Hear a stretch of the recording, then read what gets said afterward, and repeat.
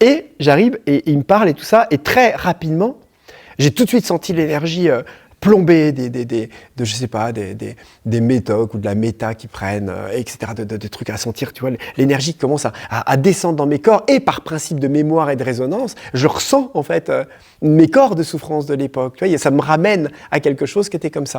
Et très rapidement, mon réflexe, ça a été de directement toucher le cœur, de le regarder dans le cœur, mais dans le cœur sans presque l'entendre, sans l'écouter. Et automatiquement en faisant ça, eh ben c'est comme si directement je n'avais plus de transfert d'énergie. Il n'y avait plus de négativité, il n'y avait plus de choses qui me plombaient. J'étais plus connecté à un espace qui faisait que j'étais dans un dégoût vibratoire relationnel.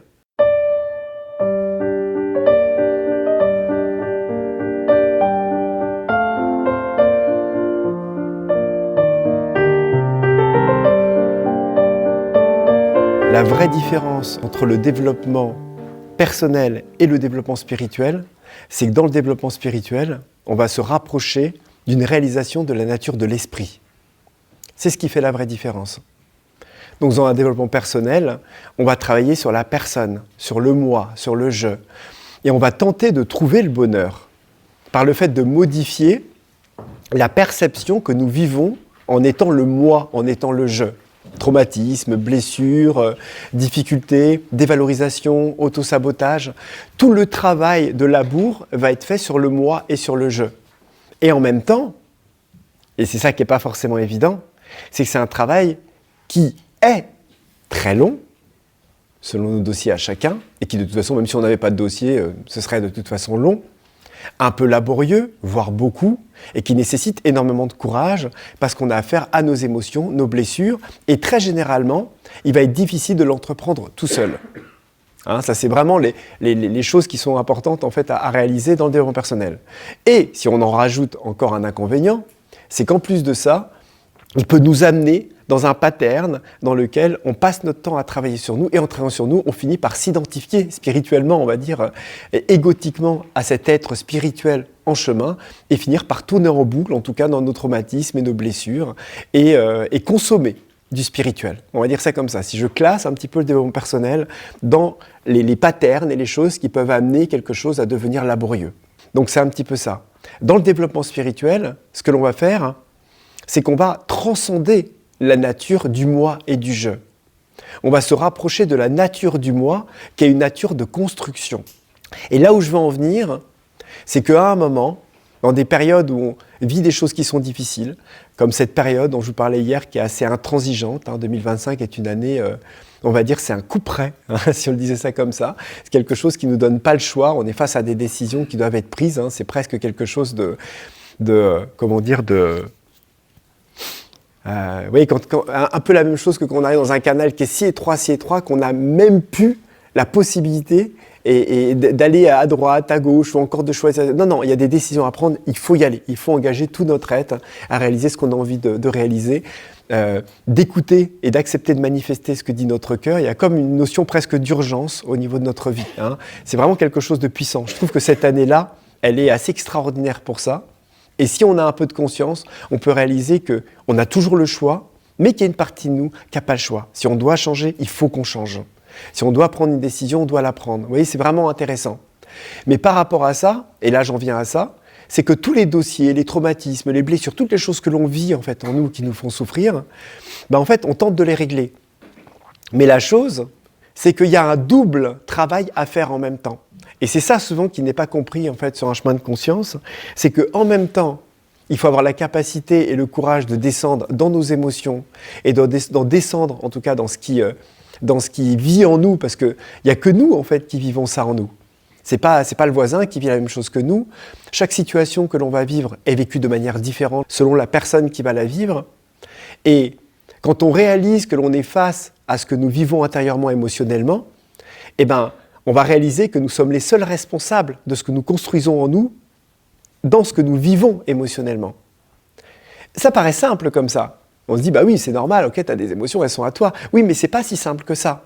Parce que très généralement, on tente de ces émotions d'aller prendre de l'énergie aux autres, d'aller projeter sur l'autre que c'est de sa faute, d'aller comparer avec l'autre de machin, d'aller remettre les situations de ce que l'on vit intérieurement sur ce que l'on vit extérieurement, et ainsi de suite, sans prendre véritablement, généralement, sa responsabilité émotionnelle de ce que nous vivons. C'est là où, généralement, nous perdons le contrôle, on va dire, de ce que nous pouvons, entre guillemets, vivre. Mais là où je veux dire, et je parle du chemin parallèle, c'est qu'en même temps, il nous faut adhérer aux constructions que nous vivons, parce qu'il faut bien les démanteler. Ben oui, il faut bien accepter et accueillir qu'on n'a pas accepté telle ou telle parole. Il faut bien accepter qu'on n'accepte pas d'être ici, par exemple, ou d'être présent là. Il faut bien accepter et accueillir pleinement quelque chose qui s'est passé, un accident de voiture, ou chose comme ça. On ne peut pas le changer. Imaginons, on a un accident de voiture, l'accident de voiture a lieu. Donc on ne va pas dire qu'on ne l'accepte pas. Si on n'accepte pas ce qui a eu lieu, on va se battre contre un événement qui, de toute façon, par constat, est déjà fait. Donc nous allons souffrir. Donc la première méthode, la première chose, la première posture de non-souffrance va être la posture d'acceptation. Ok, il y a eu un accident. Ok, je ne suis pas content. Ok, je suis blessé. Ok, vous voyez, ce premier accueil va permettre de mettre la situation. Il va falloir accueillir les émotions qui sont présentes et ne pas s'en désidentifier sans les avoir accueillies. Alors, pareil, on se dit, bah oui, mais c'est normal, mais pas forcément. Dans la spontanéité réactive de notre manière de fonctionner, généralement, ce n'est pas quelque chose forcément d'acquis. On a tendance à hyper rapidement mettre la faute sur les autres ou alors se faire du mal à soi-même avec des pensées et on fait tourner un dialogue intérieur comme une sorte de roue dans lequel on broie du noir, on baisse en vibration et en fait on est plongé dans notre propre auto-poisonnement intérieur et de ce fait il n'y a pas de joie, il n'y a pas de plaisir parce que nous n'acceptons pas la situation telle qu'elle est. Donc il y a vraiment un processus d'acceptation importante.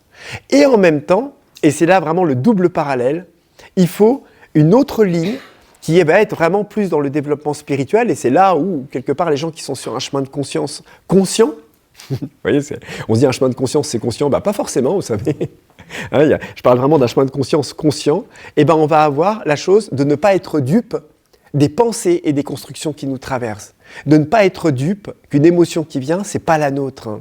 Ne pas être dupe qu'une pensée que l'on projette sur l'autre, qu'on va travailler, qu'on va dire tiens pourquoi j'ai ça, pourquoi je projette ça, qu'est-ce que la personne a fait qui m'amène à me sentir comme ça et ainsi de suite, de ne pas être dupe que ce sont que des mécanismes, que des énergies de polarisation, de réflexion qui ciblent et qui révèlent les ombres en nous, les froissures et les nœuds qui peuvent exister en tout cas dans nos corps d'énergie. Vous voyez ? Donc on va dire vraiment un chemin spirituel pour qu'il soit complet. Il faut qu'il y ait ces deux parties-là. La partie de développement personnel, intégration de la nature du moi, acceptation du moi et du je, acceptation des émotions, des souffrances présentes, avec en plus la responsabilité de ce que nous vivons et de ce que nous pouvons transmuter et dépasser. Et la deuxième chose, qui pourrait paraître antagoniste, voire contradictoire, c'est le fait de réaliser que le moi n'existe pas, de réaliser que le moi est une construction, que c'est quelque chose qui a été créé par la culture, l'éducation, les expériences, la génétique, ainsi de suite et ainsi de suite, qui amène dans cette concentration d'accumulation de forces de la nature à avoir créé un être qui s'identifie et qui dit « moi François ». Et si vous regardez bien, c'est marrant parce que quand on parle, on dit toujours moi, je nanana, je nanana. Vous voyez, on commence toujours la phrase par le fait de rassembler les énergies sur quelque chose de commun, c'est-à-dire un je et un moi construit, et de ce je, ensuite, les choses sont dites et sortent de cette vision du monde, ce point de vue, ce posture, et ainsi de suite. Ce qui veut dire que si on imagine, si on réalise que la nature du moi et du je est une construction, on peut très clairement comprendre que tout ce que nous disons n'est pas vrai. De la même manière que tout ce que je suis en train de vous raconter est lié à ma propre construction intérieure, à ma posture, mes expériences, et ainsi de suite, et ainsi de suite. Donc je ne fais que exprimer l'atteinte et l'énergie qui traversent la propre construction de ma personne. Mais c'est en rien une vérité. C'est un point de vue, une posture exprimée verbalement, énergétiquement, qui arrive à vous et qui n'est même pas pris comme je le vois. C'est que vous-même, à travers votre propre posture, vos expériences, la nature de votre conscience, le niveau de votre conscience, et ainsi de suite, qu'importe, vous prenez et que vous redécoupez par rapport à ce que Vous voulez entendre, vous voulez accepter, par rapport à des choses que vous avez comprises que j'ai pas compris, par rapport à des choses que vous voulez entendre et que j'ai pas dit, par rapport à des choses que j'ai dit mais que vous voulez pas entendre, par rapport à des choses que vous acceptez et vous n'êtes pas d'accord, ou des choses que vous acceptez mais que vous retransformez par rapport à votre expérience, et ainsi de suite, et ainsi de suite, ainsi de suite. Donc, qu'est-ce qui reste dans une interaction de relation, dans un échange qu'il y a eu? C'est pas évident. Et c'est là, en fait, qu'on rentre un petit peu dans une certaine réalisation intérieure, de réaliser à quel point nous vivons tous dans notre propre monde. Et ce monde dans lequel nous vivons, eh ben, c'est un monde que l'on a construit, avec les énergies, avec notre conscience, notre niveau de conscience, et tout ce à quoi on adhère. C'est pour ça que très souvent, et je le dis, c'est qu'il y a des personnes qui vont dire, mais il faut arrêter de juger, il faut arrêter d'être là et de médire voilà, sur les personnes, etc. En même temps, quand on connaît la nature de la conscience, on réalise que, ben, en fait, on a dans le mental un mental inférieur. Et dans ce mental inférieur, il est en relation avec notre vital, notre corps émotionnel inférieur. Si notre corps émotionnel est pris de traumatismes, de blessures, de choses comme ça, il amènera toujours l'information dans le mental inférieur des choses qui sont négatives. C'est-à-dire que, je prends un exemple, une personne qui est méfiante, par nature, qui a quelque chose, voilà, va naturellement avoir des pensées méfiantes sur les autres. Une personne qui est mauvaise, de par, on s'entend bien, un comportement, des énergies qui l'ont rendu un peu comme ça, etc., va passer son temps à avoir des pensées comme ça sur lui, sur machin, sur le monde et sur les autres. Il ne fait que réfléchir, hein. Comme je disais, le mental, il réfléchit. Il ne fait que réfléchir par réflexion la nature des émotions négatives qui sont, ou positives hein, même, qui sont dans, on va dire, dans le corps émotionnel. Donc la chose, c'est qu'un arnaqueur va toujours penser qu'on l'arnaque. Vous voyez ? Alors que quelqu'un qui est très bon avec les autres va toujours avoir l'impression, et va avoir le bon dans les autres, et aura souvent l'impression que les actes sont naïvement, peut-être parfois, d'une nature bonne, ou les propositions. Vous voyez ce que je veux dire ? Hein ? Alors on peut le tourner dans toutes les choses, mais c'est voilà. Et c'est là où je veux en venir par rapport à ça, c'est pour ça qu'il faut être attentif toujours un petit peu à notre monde intérieur, c'est de réaliser à quel point c'est important de ne pas être dupe de ce qui nous traverse. Et à quel point ce mental inférieur, par sa propre nature de mental inférieur, elle va avoir tendance à projeter de toute façon des choses. Et c'est marrant parce que moi je le regarde des fois, et je faisais ça des fois sur les terrasses de bars, parce que ça on aime bien être sur les terrasses, c'est l'occupation première urbaine, hein, citadine, on se met sur une terrasse de café, vous savez. On prend un petit café au soleil comme ça, et puis on regarde les gens. Ouais, c'est quelque chose que beaucoup de personnes aiment bien faire, hein, de toute façon. Et c'est comme une occupation, voilà. Mais des fois, c'est presque inconscient, hein, mais il y a quelque chose de... Si on était sur une terrasse de café et il y avait personne qui passait, on n'aimerait peut-être pas autant les terrasses de café. Vous voyez ? Parce que la chose de la terrasse de café, c'est de voir des gens qui passent. Et en regardant les gens qui passent, ben voilà, il y a des gens qui sont comme ci, comme ça, là, là. Et en fait, notre mental, c'est-à-dire toutes les projections en fait, que nous faisons, on dit « Ah là là, il va avoir des problèmes. Oh, lui, il est plombé. Là, là. Ah, ils vont bien. Ah, ils sont mignons, hein, ce petit couple-là. » Et on se crée des histoires. On se crée des histoires tout en regardant les gens, etc., etc. Vous voyez ? Et c'est vrai, voilà. C'est comme ça. Il faut occuper le mental, occuper le vital, etc. Et ça, c'est l'occupation de l'été, voilà, qui peut être aussi sur la plage, sur machin. On regarde, hein, on regarde. On regarde pas la mer, forcément. On regarde les gens. On se balade sur la plage, on regarde pas l'eau, on regarde les gens. Vous voyez, ça peut être plein d'occupations. Hein, diverses par rapport à ça. Mais c'est intéressant de voir comment fonctionne en tout cas le mental par rapport à ça. Et souvent j'avais un exercice comme ça que je faisais pour essayer d'entraîner ma conscience à aller plus profondément dans la chose, c'est de faire le prisme. Vous savez, comme quand on a une caméra et on fait un zoom, vous savez, sur les gens ou sur les choses, c'est de regarder une personne et de jouer intérieurement avec les différentes postures et de voir les prismes que prend notre conscience quand elle projette sa conscience. Par exemple, imaginons, vous voyez une personne, et dans la personne, vous prenez la partie la plus grossière, c'est-à-dire, vous laissez votre mental le plus médiocre.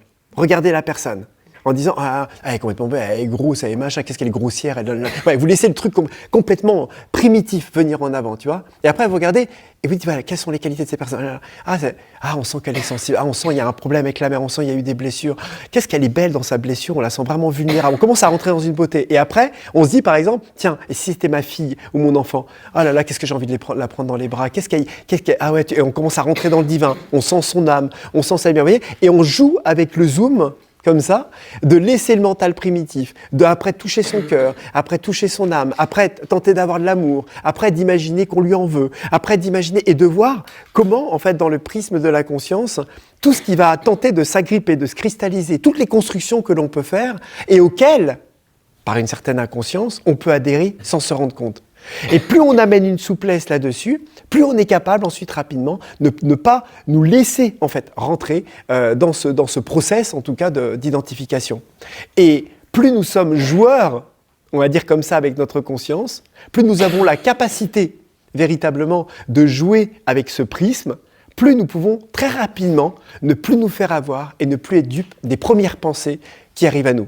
Parce que de toute façon, les premières impressions, très généralement, on les a tout de suite. On va voir une personne, on va dire « Ah là là là là », imaginons on voit un clochard, « Ah, il est sale, ah, enfin, on est là, il se passe quelque chose et hop, on a envie de tourner la tête, on n'a pas envie de regarder et ainsi de suite. » Et vous voyez, et si d'un seul coup, on change cette manière de faire et quand on regarde, on a une autre manière de regarder et on regarde ce clochard, on regarde cette personne dans la rue, choses comme ça, et on accepte de regarder avec le cœur, eh ben, il y a une magie qui se produit. Parce que, en définitive, je vais dire ça comme ça, ce qui nous pose problème quand on regarde superficiellement, c'est qu'on se connecte aux énergies superficielles. Et en se connectant aux énergies superficielles, on est dans un échange d'énergie superficielle. Ce qui veut dire que si on n'a pas d'affinité, on sent la personne plombée, on ne se sent pas bien, et ben c'est comme si d'un seul coup on a l'impression que la personne nous plombe, ou que machin, ou qu'on se plombe soi-même avec une perception erronée ou négative que l'on a. Vous voyez ce que je veux dire ? Mais pour squeezer, on va dire ça comme ça, cet échange d'énergie qui est complètement faux en définitive, dans lequel qui fait vraiment partie de la strate superficielle des énergies, si on apprend à regarder avec le cœur, c'est comme si on passait en dessous des énergies, et en regardant le cœur, on ne se retrouve pas dans un échange d'énergie qui pourrait nous apparaître comme néfaste. Est-ce que vous voyez ce que je veux dire ? C'est-à-dire qu'imaginons, vous vous retrouvez dans la rue. Je prends cet exemple-là. Et je pense parce que ça me revient sur une histoire que j'ai vécue il n'y a pas longtemps. Bon, vous savez que j'ai vécu dans la rue, j'ai été beaucoup en contact avec tout ce qui peut être lié à la délinquance, les problèmes de rue, les toxicos, les dealers, le petit banditisme, tous ces trucs-là. Et il y a pas longtemps, il y a des punks à chiens un peu bourrés qui étaient là dans la rue, qui étaient machin, nanana. Et puis ils arrivent vers moi, ils me parlent. Et il m'arrête pour quelque chose. Puis il y avait une nana qui était là, qui faisait la manche. Et mon regard, il vient parce que à chaque fois quand je vois une jeune fille qui est comme ça, assise, en train de faire la manche, il y a toujours cette question-là de me poser la question et de sentir, en tout cas d'essayer de sentir, est-ce qu'elle est en sécurité ? Vous savez, c'est naturel, je la regarde, est-ce qu'elle est en sécurité ? Parce que je connais la rue, enfin je veux dire, j'ai vécu des années, une nana qui est seule, qui a dans les 16-18 ans, bon, voilà, généralement, il se passe des choses, est-ce qu'elle est en sécurité, tu vois ? Et je la regarde. Et très généralement, j'essaie de voir comment elle est formée, tu vois, est-ce que, elle est dans la drogue, peut-être qu'elle se prostitue, peut-être que machin, peut-être qu'il y a son mec pas loin, parce que généralement, soit elles sont en très mauvais état et voilà, soit elles ont un caractère très très fort et dans ce cas-là, elles arrivent à se défendre tout seules, soit c'est la fille, elle a son mec qui est avec elle et ils voyagent à deux, etc. Et très généralement, la rue est tellement dure en fait quand on est gamin comme ça, encore plus pour une femme qu'on a tendance à se défoncer pas mal, on va dire ça comme ça en utilisant les mots, pour pouvoir mieux vivre en tout cas ces conditions-là. Et quand je regarde, et là il y avait des mecs qui étaient là, qui étaient en train de picoler, et puis vu que je suis hypersensible, quand j'ai quelqu'un qui est bourré devant moi et je le regarde un peu trop longtemps, je commence à être bourré moi aussi. Non mais c'est vrai, vraiment. Donc, quand une personne me regarde dans les yeux, quand je la regarde, c'est comme si d'un coup je commençais à avoir la tête qui tourne et que ça, si je la regarde trop longtemps, je reste en contact avec. Parce que directement, il y a une sorte de comment on dit un transfert qui se fait un peu énergétique, un peu rapidement. C'est pour ça qu'en fait, il y a une syntonisation un petit peu des énergies très rapide. Et je me suis rendu compte à un moment, j'arrive et puis comme je regardais en fait cette fille, je me sentais un peu pas irrespectueux de l'avoir regardée, mais ça m'avait interpellé. La personne arrive, ils étaient là devant moi. Et il y a un moment, ça a été comme une sorte de reviens dans ton passé. Tu sais, il y avait comme une sorte de voix. N'aie pas peur de ton passé. Tu vois, de cette fois où je connaissais toutes les comment dire les personnes. De toutes les villes, parce que je faisais des festivals dans la France entière, en faisant je connaissais toute la faune hein, on va dire, de rue. Hein, avec toute la classification, parce qu'il y a différents types, hein, vous savez. Il y a plus les hippies, plus les punks, plus les kairas, plus les machins, nanana. C'est des fonctionnements différents, ils s'aiment pas forcément, il y a des bastons la nuit, il y a les machins, il y a beaucoup de choses. Il ne faut pas croire que c'est juste comme ça, hein. Il y a toute une organisation souterraine, en fait, à tout ça. Et au moment où ils arrivent vers moi, bon, bah, je sais reconnaître ceux qui sont cool, ceux qui sont pas cool, ceux qui sont un peu trop amochés, mais c'est des gentils, voilà. Et ils étaient très sympas et tout ça. Mais cependant, j'ai l'habitude généralement de, voilà, je passe la tête, voilà, j'ai ma vie, j'ai mon truc, j'ai pas, voilà, en tout cas, j'avais pas de temps spécifiquement à perdre. Mais a priori, bah, voilà, j'avais ce temps-là pour eux ou pour ce moment-là. Et j'arrive et ils me parlent et tout ça. Et très rapidement, j'ai tout de suite senti l'énergie plomber je sais pas, des métocs ou de la méta qui prennent, etc., des trucs à sentir, tu vois, l'énergie qui commence à descendre dans mes corps, et par principe de mémoire et de résonance, je ressens, en fait, mes corps de souffrance de l'époque, tu vois, et ça me ramène à quelque chose qui était comme ça. Et très rapidement, mon réflexe, bon, je l'avais déjà fait dans le truc, ça a été de directement toucher le cœur, de le regarder dans le cœur, mais dans le cœur sans presque l'entendre, sans l'écouter. Et automatiquement, en faisant ça, eh ben, c'est comme si, directement, je n'avais plus de transfert d'énergie. Il n'y avait plus de négativité, il n'y avait plus de choses qui me plombaient. J'étais plus connecté à un espace qui faisait que j'étais dans un dégoût vibratoire relationnel. Mais en même temps, et c'est ça qui est intéressant, si je le transpose à nous-mêmes, c'est la même chose qui se passe par rapport à ça. C'est quelle est la nature de relation que nous avons avec nous ? Parce que nous, on le connaît, notre corps de souffrance. Quand vous pensez et quand nous pensons à nous-mêmes, est-ce qu'on est heureux de penser ? Est-ce qu'on est heureux avec nous-mêmes ? Est-ce que quand nous avons la perception de nous-mêmes, on est dans une relation superficielle avec nous-mêmes ? Est-ce que quand on s'écoute, on écoute et on regarde des choses qui sont toujours un peu récurrentes, avec des pensées un peu merdiques, etc., quand on se regarde ? Vous savez, c'est un véritable effort, hein, de tenter d'écouter son cœur, de tenter de se relier à son aspiration. J'ai remarqué d'ailleurs que pour pouvoir se relier à son être divin, pour tenter de passer au-delà des énergies un peu autopoisonnantes quand on est là et on ne se sent pas très bien, etc., eh ben, si on pense à se relier à sa divinité, c'est difficile parce que la divinité, elle n'a pas de centre. C'est un rayonnement plein, c'est quelque chose d'infini. Donc, si on cherche à s'identifier à ça, on n'y arrivera pas. Parce qu'on ne peut pas s'identifier à la présence. Nous ne pouvons que être la présence. Ce qui veut dire que le seul moyen, enfin pour moi, il n'y a pas qu'un seul, mais on va dire voilà, c'est la première chose, ça va être de me relier à mon aspiration, de sentir ce qui aspire, de me relier à ma joie. Et en essayant de m'identifier à cet espace qui aspire, à cet élan de vie qui est en moi, c'est comme si naturellement je redescendais dans un centre qui m'éclaire en fait, qui réallume en fait une flamme intérieure, qui m'anime tout simplement ou qui est reliée à ce qu'il y a de plus divin en moi. Et la deuxième chose qui me permet de me relier, on va dire vraiment, mais là on rentre dans un espace plus impersonnel, ça va être de me désidentifier de ce qui me traverse et de prendre soin dans les méditations, de tenter de me désidentifier. C'est-à-dire de laisser les pensées me traverser. Et parfois même de me dire intérieurement, cette émotion n'est pas à moi, cette pensée est une construction. Quand je suis trop pris dans un truc comme ça, de prendre le temps d'observer. Mais vous savez, il y a des forces, hein, la conscience, elle a ce pouvoir de se marier, de fusionner aussi avec sa création. Donc ça nécessite un véritable effort.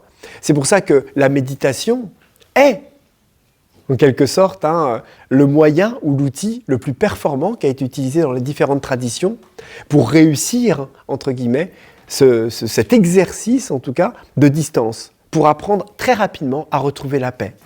Quand il arrive quelque chose et tout ça, quand il se passe quelque chose.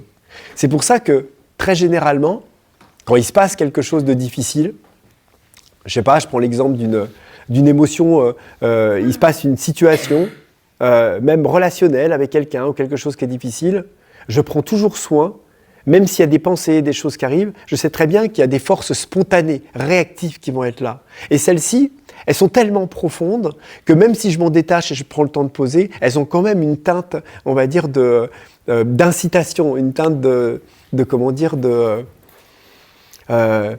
j'ai pas le mot, où elles vont, entre guillemets, teinter, en tout cas, ce que je vais dire. Donc je prends toujours soin, quand il y a quelque chose, de faire en sorte de me poser. J'attends que ce soit calme. J'attends avant de répondre, en tout cas, que les choses soient posées, que j'ai pris la distance par rapport aux choses. Parce qu'autrement, quelque part, une fois que je l'ai posé, une fois que je l'ai dit, je me retrouve avec ça. Et puis, 2 semaines après, je me dis, mais pourquoi j'ai répondu ça? Mais pourquoi j'ai fait ça? Etc. et ainsi de suite. Parce que c'est sorti d'un élan, d'un espace de colère, d'un espace de je ne sais quoi, une construction intérieure, parfois décalée, parfois qui est juste pour soi sur le moment, ou des choses à laquelle on s'accroche, etc. Alors qu'en fait, bon, on s'accroche, c'est que pour soi qu'on se fait souffrir, parce que l'autre, ça ne le concerne pas spécifiquement, ou du moins, il ne se sent pas concerné. Donc c'est quelque chose que l'on s'est envoyé à soi-même, ou que l'on a dit à soi-même, et ainsi de suite, vous voyez. Et ça, généralement, je fais toujours attention à ce que je dis, ou à ce qui va venir, parce que je sais que derrière, la nature des choses qui vont être lancées dans la manifestation vont avoir un effet et une conséquence. Et je remarque que très généralement, une fois que j'ai fait ce travail-là, le travail que je vais faire plutôt, ça va être non d'envoyer mon truc, par exemple, à une personne, ou de lui dire quelque chose, où il y a une histoire, etc. Ça va être de regarder véritablement pour moi, et intimement vis-à-vis de moi, l'autre ça ne le concerne pas, de regarder en moi, qu'est-ce qui m'a touché ? Pourquoi je me suis senti comme ça? Pourquoi machin? Et de regarder mes parts blessées, parce que ça touche toujours des parts blessées. C'est pas des barres de justice, des barres combattantes, etc. Le combat, il n'a pas lieu s'il n'y a pas de problème, vous voyez? Donc, s'il y a un problème, c'est qu'il y a un problème avec soi-même. Et c'est généralement ça, quand je vous parlais de cette nature de responsabilité, de regarder à quel endroit ça nous a touchés, à quel endroit ça nous blesse par rapport à ça. Je vois, dernièrement, j'ai eu un souci avec un très très bon ami à moi, suite à quelque chose, presque un ami d'enfance. Et la chose, c'est que même avant, de par même la relation que nous avons, avant même d'aller lui parler, ou avant même de rentrer tout de suite en relation comme on peut avoir avec des très très bons amis, de se dire bon allez hop tout de suite on va passer un coup de fil, on va discuter, on va dénouer le truc. Non, lui ça ne le concerne pas ce qui s'est passé. Lui il a été naturel dans ce qu'il avait envie de poser, envie de faire. Mais moi je me suis posé intérieurement pour me demander en fait qu'est-ce qui m'avait touché en fait? Pourquoi j'étais dans l'exigence de lui demander ça? Quelle était l'exigence qu'il y avait en moi pour avoir envie qu'il réagisse comme ça alors qu'il a agi complètement différemment? Où est-ce que j'ai l'impression qu'il ne m'a pas porté attention? Où est-ce que j'ai eu l'impression qu'en fait, il ne m'a pas porté attention alors que j'avais besoin de cette reconnaissance? Donc, besoin de reconnaissance, besoin de recevoir de l'amour de sa part, besoin de voilà, mais en fait, il ne le concerne pas du tout, lui. Lui, il n'a rien à voir là-dedans. Mais quand on arrive à comprendre ça, on fait un énorme chemin intérieur. C'est énorme le chemin intérieur que l'on fait quand on arrive en fait à prendre ses responsabilités sur ce qui est touché. Et en même temps, et c'est ce que je vous dis dans le parallèle, en même temps qu'il y a ce genre de choses, c'est de réussir en même temps à se désidentifier et à comprendre que ce sont des forces qui viennent de nous, des forces de notre enfance, de patterns, de choses, des égrégores de notre culture, des choses qui viennent d'ailleurs aussi, qui arrivent quand on agglomère sur un moment précis par rapport à des énergies actuelles et que l'on va accumuler, créer, car ça va traverser le moi va se froisser et il va avoir envie de jeter son poison, d'incriminer l'autre et de le rendre responsable de quelque chose que nous avons vécu. Quand on commence à faire ça, c'est qu'il y a un chemin, quand on en a pris conscience, de dire, voilà, alors j'ai fait ça, bon, c'est pas que c'est grave, mais c'est juste de dire qu'à un moment, quand on fait ce genre de choses-là, c'est bien de se poser la question intérieurement, de prendre le soin, c'est comme une colère qui part, c'est de se dire, voilà, d'où vient l'élan de cette énergie qui vient en avant? Vous savez, c'est la même chose, je vois des fois ma fille, elle fait des choses et un enfant, ça nous touche tellement, ça nous prend tellement, mais tellement fort, que ma capacité parfois de détachement par rapport à mon enfant est presque est très très difficile.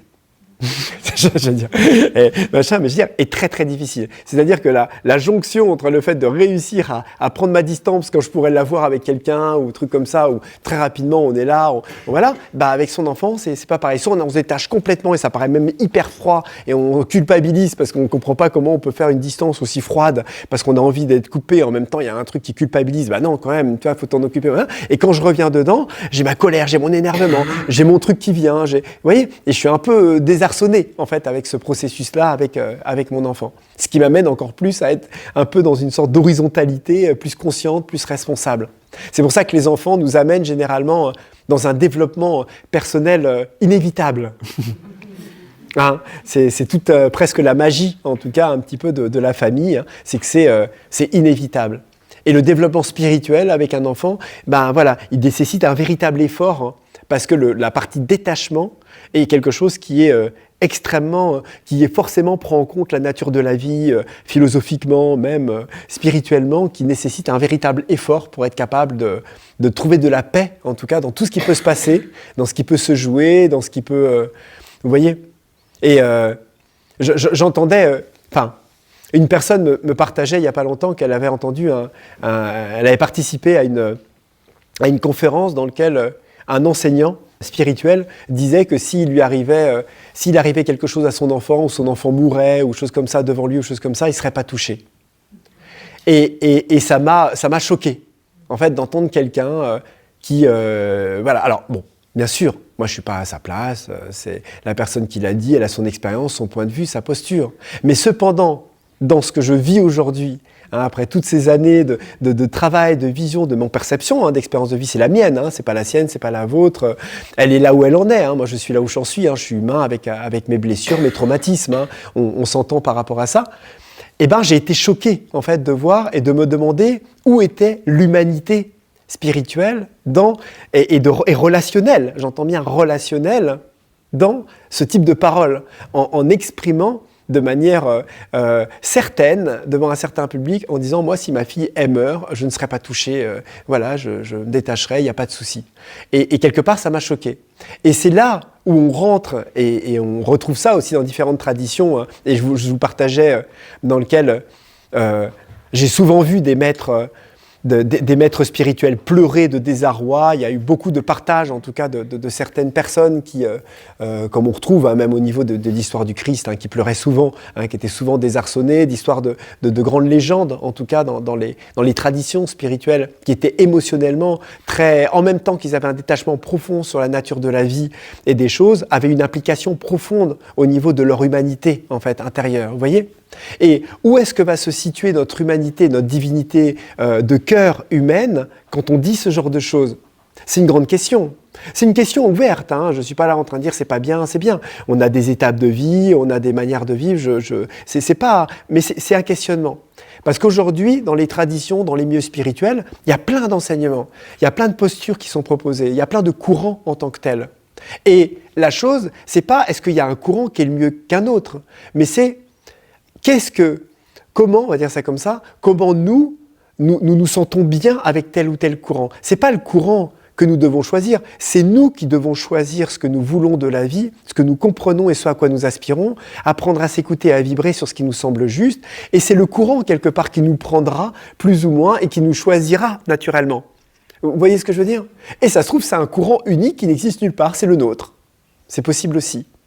Mais c'est soi-même que nous devons écouter. C'est pas les références qui peuvent dater d'une spiritualité des années 40, des années 50 ou de 1920, à l'époque, voilà, où il y avait des livres un peu, voilà, où on parlait, on va dire, d'une spiritualité orientale qui n'est peut-être très certainement plus adaptée et pas ancrée dans un quotidien tel qu'on le vit aujourd'hui. C'est des vrais questionnements. Donc voilà, donc pour conclure par rapport à ça, ne pensons pas que quand on parle de développement personnel, de descendre dans les émotions, cela ne peut pas s'accompagner en même temps d'un détachement des émotions. Et quand on parle de détachement du moi, du jeu et des constructions, ça ne veut pas dire qu'en même temps, il n'y a pas une partie de nous qui doit avoir l'effort et le courage, et là je parle dans une spiritualité plus intégrale, de descendre dans les émotions, dans notre humanité, dans nos blessures et dans nos peurs. Parce que c'est en descendant vraiment dans les peurs qu'on va toucher, des fois, ce qu'il y a de plus beau, en fait, le cadeau qu'il y a derrière, c'est-à-dire ce que va cacher la peur, c'est-à-dire vraiment cette lumière qui tente de se révéler et qui avait peur, en tout cas, enfin, qui était tellement forte qu'elle générait la peur pour attendre, vraiment, pour attendre que l'on soit prêt à l'accueillir et à l'accepter.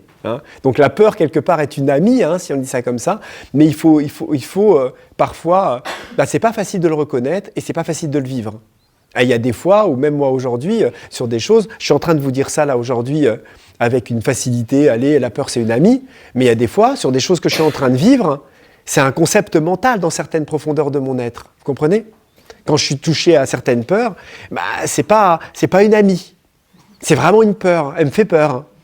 Je vous parlais de mon enfant, etc. Oui, j'ai peur. Si on me dit, voilà, de perdre mon enfant, non, il y a quelque chose en moi qui tremble. C'est pas un truc que j'ai envie de... Il y a là, donc, il y a le concept, Hein, entendez bien, il y a le concept, ce que l'on est capable de comprendre, ce qui est la première marge de choses, on va dire, voilà, j'y vais.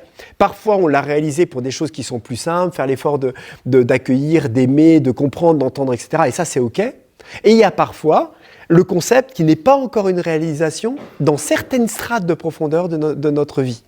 Et ça, il faut aussi le comprendre et l'accueillir et l'accepter. Et se dire, bah là, j'y suis pas encore à cet endroit-là. Peut-être un jour, peut-être jamais, mais il faut en avoir conscience. Et pas être dupe de certaines choses. Et en même temps, il y a des espaces de nous qui sont en même temps capables de s'en détacher. Mais elles ne sont pas concernées, elles sont inconditionnelles. Et ça, c'est aussi d'autres espaces qui sont présents et qui peuvent aider, en tout cas, la réalisation spirituelle, justement, on va dire, en se liant. Hein. C'est pour ça Shiva Shakti Yoga, hein, vraiment le lien entre l'impersonnel, l'inconditionnel et le conditionnel. Vous voyez comment l'amour inconditionnel peut aimer le conditionnel. Ça, c'est quelque chose de naturel. Mais comment le conditionnel peut grandir et se développer? Parce que l'amour est conditionnel. C'est ça. L'amour a deux espaces.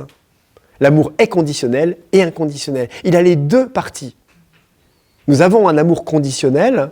On dit « Ah, j'aime cette personne, j'aime mon enfant, j'aime machin, nanana ». Et même l'enfant peut vous amener à remettre en question cet amour inconditionnel. Enfin, de remettre en question l'amour conditionnel. Il peut faire des actes et avoir une manière d'agir, imaginez les pires choses que vous pouvez imaginer, qui peut faire remettre en question l'amour conditionnel que l'on avait pour lui. Pareil pour la compagnon, la compagne, notre vie, notre machin. Regardez, tout ce qui est amour horizontal est lié à la condition, sauf dans sa profondeur psychique.